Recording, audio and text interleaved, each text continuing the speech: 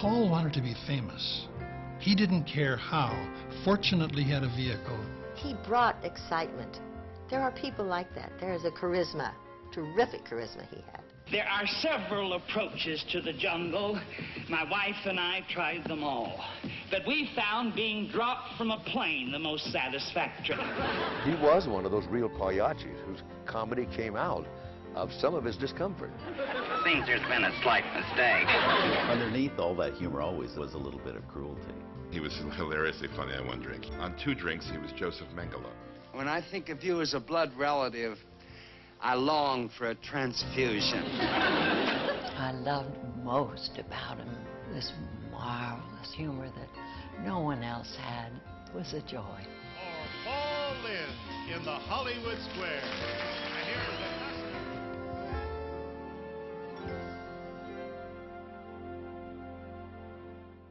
Mount Vernon, Ohio, a small town in the heart of the Midwest with a population of no more than 15,000.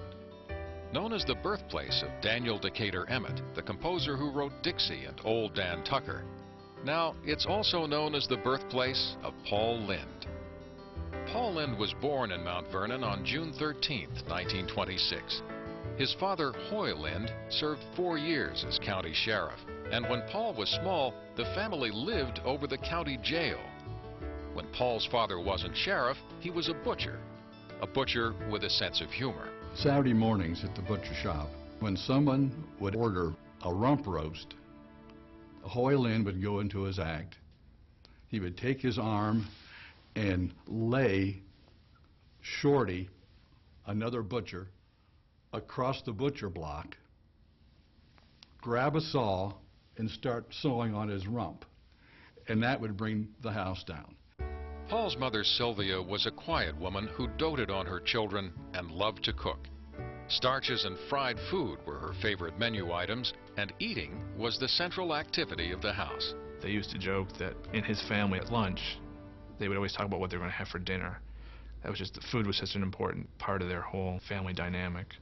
Paul was the 5th of 6 children and the 3rd of 4 boys. Right from the start, Paul felt worthless. There was 4 brothers, and he always listed him as Richard the athlete, Cordy the brain, Johnny the baby, and Paul the nothing. He really felt like he was just kind of lost in his huge family. Paul may have felt that way about himself, but no one else did. His friends thought he was intelligent and entertaining. In the early years, he was smart, articulate, and very funny. When Paul was 10, his appendix ruptured. This was followed by an illness called peritonitis, and Paul was bedridden for nearly a year. During this time, his mother lavished him with her Midwestern cooking, and Paul gained over 100 pounds. When he entered high school, he weighed 260 pounds. In later years, he would say he looked like Kate Smith's niece. He worried about his weight apparently all the time in high school. And he told me that when he was playing in the school band, the uniform wouldn't fit him because he was a big kid. And he played the bass drum in the band because he could put it over his uniform and they wouldn't see that it didn't fit. He just became the proverbial fat kid of his class. And in order to compensate for that and find his own identity, he just became the fat clown of the class. He knew that he could use his weight for laughs. Paul fostered his comedy style with his friends, a gang of kids on the fringes of the class who entertained themselves with sadistic satire, as Lynde described it, and pranks such as selling family furniture when their parents were out of town. One of the members of this gang was a girl named Marilyn. Paul considered her his girlfriend, but he liked her more than I think than she liked him. We always had good times together. Paul and his friends went to the movies a lot. Paul himself often spent entire Saturdays in the theater. He was actually obsessed with movies. He really wanted to just be rich and famous, and he thought the only way he could do it was to become a movie star. Paul was so obsessed with wealth that as a kid he would sit on the steps of a mansion near his house and wave at passing cars, pretending he lived there. Paul took his passion for movies and acting to school, where he performed in a number of school plays. When that opportunity came to go out on that stage, he loved it. You could just see that It was part of his makeup. Oh, he was a good actor, but not in the leading roles. And I think that goes back to the weight problem. After school, Paul worked in his father's butcher shop. He hated washing out the chicken coop and cleaning the chickens, but he enjoyed working Saturday mornings when all the meat orders were called in and he could joke with the customers.